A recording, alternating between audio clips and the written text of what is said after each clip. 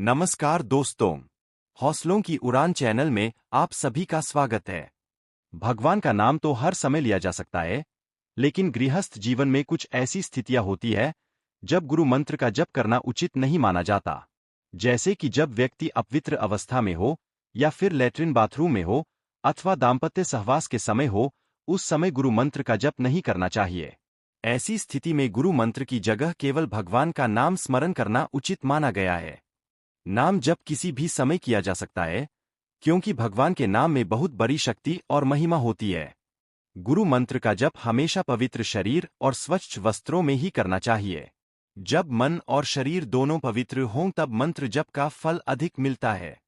लेकिन जब आपको लगे कि आप किसी कारण से अपवित्र अवस्था में हैं, तब केवल भगवान का नाम जप करना ही सबसे उत्तम माना गया है। एक और बात अक्सर लोग पूछते हैं कि जब हम मंत्र जप करते हैं तो मन बार बार इधर-उधर क्यों भागता है। इसका कारण यह है कि मन का पुराना अभ्यास विषयों की ओर जाने का होता है। जब हम जप शुरू करते हैं तो कुछ समय मन रुकता है और फिर अन्य विचारों में चला जाता है। लेकिन इसमें घबराने की कोई जरूरत नहीं है। यह बिल्कुल स्वाभाविक प्रक्रिया है।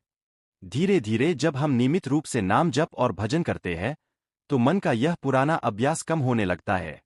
पहले जब हम भजन नहीं करते थे, तब हमारा मन पूरे समय संसार के विषयों में ही भटकता रहता था। लेकिन अब जब आप भजन करते हैं, तो आपको महसूस होने लगा है कि मन कभी कभी नाम में टिकने लगता है और फिर भाग जाता है। इसका मतलब यह है कि मन रुकना शुरू हो चुका है।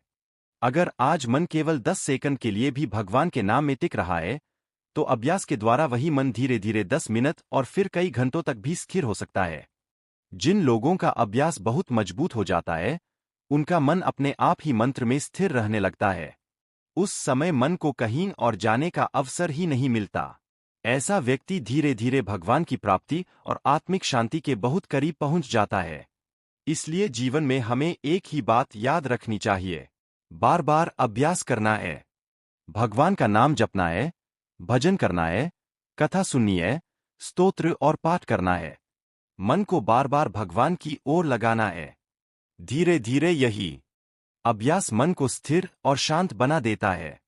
और जो भी काम हम जीवन में करें, उसे भगवान का स्मरण करते हुए करें और उस कर्म को भगवान को समर्पित कर दें।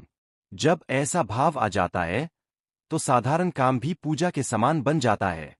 इसी संदेश के साथ फिर मिलेंगे एक नई प्रेरणादायक बात के साथ। धन्यवाद। चैनल हौसलों की उड़ान।